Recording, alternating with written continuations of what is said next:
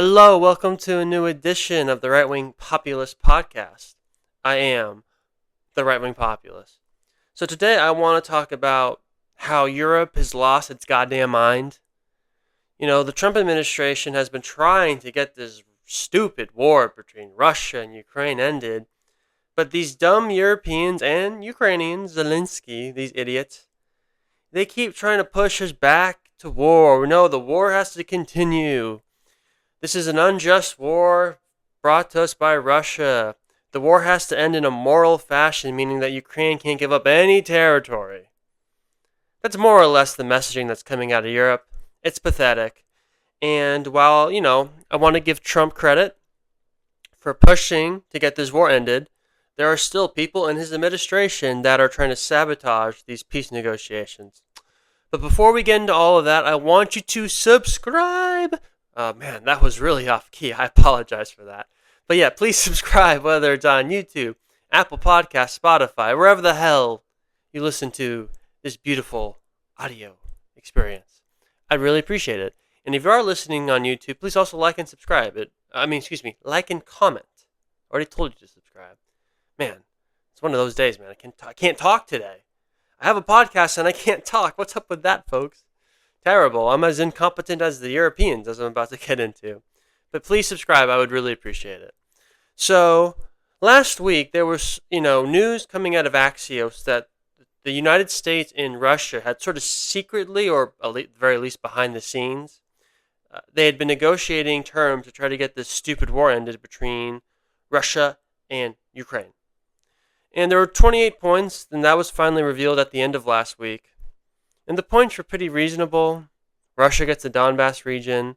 All the land that Russia has occupied is recognized, or at least de facto recognized, as Russian territory. No real security guarantees. Definitely no NATO membership. Reasonable stuff. And, there was some land that Russia doesn't currently have full control over that was to be given to Russia in this peace deal. But it was land that Russia is going to take at some point, just based on where how the war is going. Remember, the battle line is moving westward. That means Russia's winning. Okay. There are still people who are in denial that think that this war is like a standstill, that Ukraine's effectively fighting off the Russians. That's not true. It's been a war of attrition. The Russians have made slow progress. They weren't as effective at the beginning of the war as I think most people thought, but they've been winning the war. I mean, let's not make, we could pretend that, they're not winning the war. They're winning the war. So, of course, the terms of a peace deal are going to be, slanted towards Russia because they're in the pole position. As Trump said back in February, Ukraine doesn't have the cards, folks. Okay, they just don't. They have no leverage. Zelensky's totally reliant on the United States and Europe, but specifically the United States. And Trump is right. They have no cards to play. Russia has 4 times the population of Ukraine. They have nuclear weapons. I think Russia would use a tactical nuke if they were losing on the battlefield because that's how much they view this war as an existential threat. Ukraine potentially joining NATO is an existential threat to Russia. And make no mistake about it, that's what this war is really about. It's not because Putin, he's a war criminal, he's just power hungry, he's land hungry, he wants to take over all, he wants to recreate the old Soviet Union. That's just a cartoonish version of Putin that the Europeans talk about. It's not real. The real reason is that NATO kept expanding toward Russia's borders, even though they had told, the United States had told Russia we wouldn't do that. And we were threatening to put Ukraine in NATO for years. Kamala Harris, several months before the war happened, was in Ukraine, I believe, talking about how that at some point Ukraine was going to join NATO. And Russia just cannot accept having essentially the United States at its border, because let's be honest, NATO is really just the United States. All the power NATO has comes from the United States. And it's just like if China started putting military soldiers and bases on Mexico's border, we would say that's unacceptable. We can't have China right on our border in our sphere of influence. Well, it's the same thing for Russia. Having NATO on its border is unacceptable, particularly Ukraine because of how strategically important it is for Russia. I mean, Ukraine is not that strategically important to the United States and never will be, but for Russia, it is that important. And, and it is an existential threat, at least from their perspective, that Ukraine can never join NATO. And that's how this war started. And that's why, the Russians have been unwilling to have a ceasefire, because they understand that a ceasefire only benefits the Ukraine and the West because it'll give them time to sort of regroup. And again, this is an existential threat to Russia, so they're not going to allow that. They want to win the war. They are willing to end the war through peaceful means if they can accomplish all their military goals, the special operation goals as they call it. But they're not doing a ceasefire. And so let's get back to some of the recent news. So this 28-point plan comes out. And then there's pressure on Zelensky that they have to accept it by this Thursday. And Zelensky, he was smart about it. He didn't outright reject the plan. He said that he was essentially willing to negotiate. He was going to negotiate, okay. So, unfortunately, Trump sends Marco Rubio and Witkoff. Witkoff's good, Rubio not so good. They send them over to meet with Ukraine, I think at Geneva. And what's come out today is that Ukraine has agreed to a new peace deal that's been done in negotiation with Europe. And I hate to break it to you folks, but this new peace deal is not going to fly with Russia. Because most importantly, according to the reports, and I don't think it's officially out yet, but according to media reports, in this new peace deal, quote unquote, it gets rid of the language which stated that Ukraine cannot join NATO. Well, if that language is no longer in the peace deal, Russia's not going to accept. That's arguably, certainly one of the most important parts of the original deal that the United States had negotiated with Russia, because again, NATO membership is why this war is even happening. So, it seems to me that little Marco, big-eared little Marco, is once again sabotaging peace talks. And he's doing it again with Ukraine and Russia, like he did back a few weeks ago when there was talks of Trump meeting with Putin again. Rubio basically prevented that from happening. Now it looks like Rubio's negotiating with Ukrainians and purposely putting black pills in the deal so they forces Russia to reject. Russia is never going. Let me make this point very clear, because I know there are some boomer pro-Ukrainian folks who may be listening to this. Russia is never going to agree to a deal where it allows Ukraine to eventually join NATO. That is unacceptable to the Russians. You may not like it, you may think that's not fair, but Russia is winning the war. The terms of peace are going to have to be dictated, at least in part, by the Russians. Okay? I cannot emphasize this enough. There can't be a ceasefire either. Russia's not going to agree to a ceasefire because that only benefits the Ukrainians because they're losing. Because for those who don't understand, many times with ceasefires, they don't hold. And Russia is willing to end the war if it's a permanent peace. If all the issues that frickin' started this war in the first place are resolved through peaceful means, yeah, Russia will end the war. But they're not going to end the war just for a temporary ceasefire, which just gives the Ukrainians and the Europeans time to rearm Ukraine. That's not acceptable to Russia. So it's unfortunate. It looks like, Russia hasn't, I think, officially made a statement about this new deal that's been drafted by the Ukrainians and the Europeans that apparently the United States is pushing, thanks to little Marco. But they're not going to accept it. If what's being reported is accurate, they're not going to accept it. Again, they are not going to allow Ukraine to join NATO. And people can say, well, that's undemocratic. You can't stop a sovereign democratic country from joining alliances it wants to join. But it's like, first off, Ukraine's not even a democracy. Zelensky was not democratically elected. He's refused to hold elections. Okay. They're arresting people with Russian heritage. They've destroyed churches that have Russian heritage to it. They banned the Russian language from Ukraine. They're not a democratic country. They may, they're West. You could say they're a European country, I guess, but they're not a democratic country. Again, Zelensky is refusing to hold elections. How could? I hear these idiots on TV be like, "Oh, Ukraine's It's a democratic country. It's a sovereign democratic country. It's like, first off, they're not sovereign. We control Ukraine, the United States. It's just that Russia wants to control Ukraine instead. They're not a sovereign country, and they're not a democratic country because, again, they don't hold elections.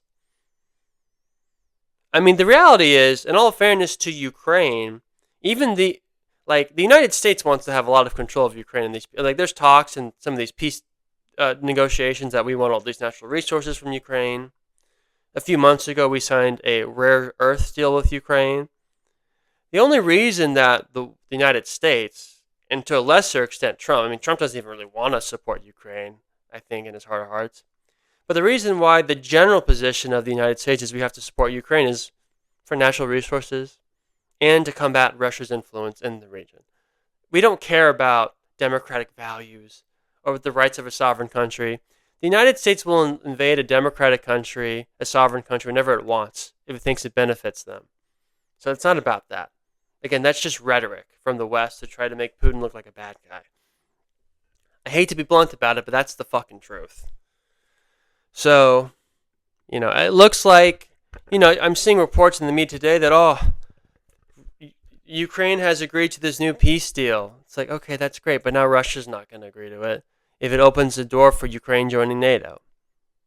So, now maybe this is subject to more negotiation. That's very possible. I hope that's the case. I don't know. I don't trust Marco Rubio. And I've done rants about Marco Rubio, and I don't know if I really want to do another one. And maybe I will, but a little bit more serious. The reason why I have a lot of disdain towards Marco Rubio is he's a neocon in his heart of hearts. And if you don't believe me, go back and watch his speeches and his debates during the 2016 Republican primary campaign. He positioned himself as the sort of the old school Bush establishment candidate, especially when George W. Bush's brother, was forced to drop out after his poor performances in Iowa and New Hampshire. Marco Rubio became the establishment candidate, and you can see during his speeches, during the campaign, that he espoused the neocon worldview, that we have to have a strong military, not to try to keep the peace, but to use force. He wanted to keep us in all these ridiculous wars in the Middle East, including Afghanistan, Iraq. He was a total Russia hawk. That's why these negotiations aren't going to work, because he's a Russia hawk. The whole United States Senate is absurd. That's the other thing I want to get to, is when the original details of the original deal between the United States and Russia from a week ago started leaking, you had senators acting crazy. You had Tom Cotton pretending, although this is just Russia disinformation. You had Don Bacon, who's a senator from Nebraska, who reportedly was threatening to resign over the original peace deal between the United States and Russia. Like, these are not serious people. Again, the original deal wasn't that bad. Was it a little bit slanted toward the Russians? Yeah, because they're winning. I don't mean to yell. But it's like, these idiots. Like, Russia's winning the war. They have all the leverage. Ukraine has none, zero, zip. They don't have the cards, as Trump would say. You don't have the cards. You little midget, you don't have the cards. The cards don't exist, you don't have. You can't have cards that don't exist. Ridiculous. Terrible. Nice suit. Yeah, that's our president. So, I mean, honestly, what Trump should do is, because again, I think these negotiations are doomed to fail at this point because you have little Marco involved, putting black pills in these new deals with Ukraine. What Trump should do is say, we're not funding Ukraine anymore. Accept the original deal that we did with Russia from a week ago. But if you don't accept it, we're not funding you anymore. And that includes not even giving them weapons. Because right now, we are still giving the Ukrainians weapons. The difference is Europe's paying for the weapons now, and then they send it to the Ukrainians. Under Biden, we just gave the weapons to the Ukrainians for free. Now, Trump has changed that, like I said. Now, the Europeans have to pay for them, and that's better. If we are going to send weapons to foreign countries, I'd rather us get compensated for it. But I don't want them sending the weapons at all. I want this war over. I mean, hell, I would rather give weapons to Israel than Ukraine. I think we have a more of a strategical reason to give to support Israel than we do to support Ukraine, to be honest. And I'm not the huge Israel supporter, but I see no real strategic value to Ukraine, in all honesty. I view it as a giant fucking headache. And the reason is that it would be in our benefit to get along with Russia. Okay, it would be in our benefit. It's like, right now, we're just pushing them to the arms of China. Look, there's three great world powers right now. You have the United States, China, and Russia. Russia is the weakest of the three, but right now we're pushing them into the arms of China. And that's a problem because that just makes China all the more powerful. And China is our biggest threat. I would much rather have Russia on our side in this battle between really the two big powers, the United States and China, versus Russia being allied with China, especially when China and Russia they're not natural allies because they, geographically they share a similar hemisphere and they should be in competition within Asia. But because of our ridiculous neocon foreign policy, these people who hate the Russians, we've been pushing the Russians in China's arms. But that shouldn't be the case. They should be natural opponents because, again, they're competing with each other in Asia. The whole situation is so fucking ridiculous. But again, you have these neocons who just have this Russia phobia. It's just, the whole thing's a mess. As I said, Trump should just end the weapon flow. That's the best thing to do to end this ridiculous war. But unfortunately, Trump has shown signs of weakness when it comes to making tough decisions. When he knows he's going to have to make some people unhappy. But we'll see. We'll see what happens. Now, maybe I'll be wrong. Maybe the new counter proposal from the Ukrainians will also be able to be negotiated with the Russians. And maybe they'll be able to get the black pill of NATO membership totally cut out.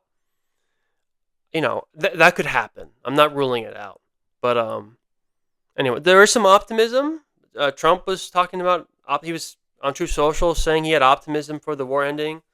I'm not as optimistic, but we'll see. We'll see. Anyway, last thing I want to briefly discuss is the criminal cases against James Comey and Letitia James, Big Mama James.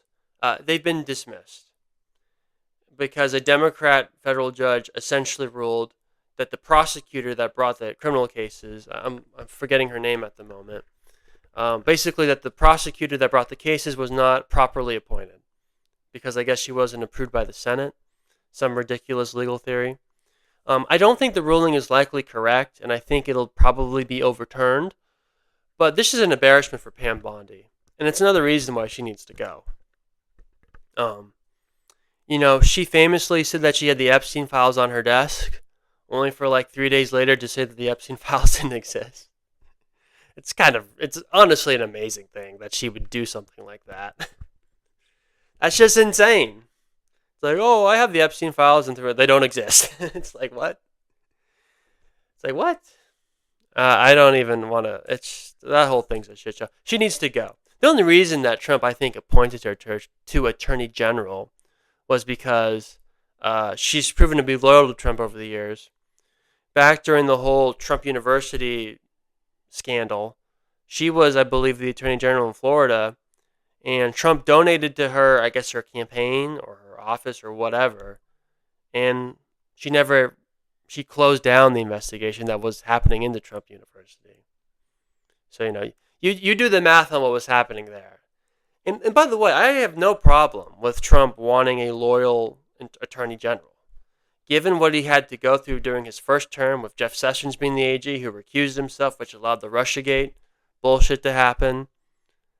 I understand why Trump wants to be loyal. There's a police chase happening. Sorry if you can hear the police cars. Maybe I'll edit this out. Probably won't. I'm too lazy. But if you hear police sirens, I promise you I'm not getting arrested. There's no way I could get arrested. I keep the bodies too well hidden. There's no way they could, they'll find them.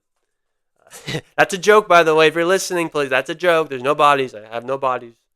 I'm not like Zelensky. I don't have bodies buried. Okay. I'm not Zelensky. I may do cocaine like Zelensky, but I'm not Zelensky. I don't do that either. Only when I'm trying to seduce straight. Anyway. So the fact that, again, James Comey and Letitia James, the indictments got dismissed, whether or not that this decision to dismiss will be overturned, or they could reindict, it's still an embarrassment. Pam Bondi needs to go. And look, a lot of people in Trump's administration probably should leave. I think Trump's doing a good job overall. I know there's a lot of hoopla blah blah about how bad Trump's doing, even on the right. I disagree. We'll get into that more later in the week for the podcast. But there are changes he should make, and the number one change is getting rid of Pam Bondi. Okay, she's just you know, look, she's more focused on getting the latest makeup products so she can go on Fox News and look 10 years younger than she is, I think, on actually taking on the administrative state and the deep state. And that's just not acceptable. That's just not fucking acceptable. Anyway, that's it for today, folks. We'll be back tomorrow. I don't know about Thursday because it's Thanksgiving. I hope you guys have a good Thanksgiving. You don't hear from me then. But like I said, please subscribe, whether it's on YouTube, Apple Podcasts, or Spotify. I'd really appreciate it. And also on YouTube, please also like and comment. That'd be great. Anyway, folks, we'll be back tomorrow. See ya.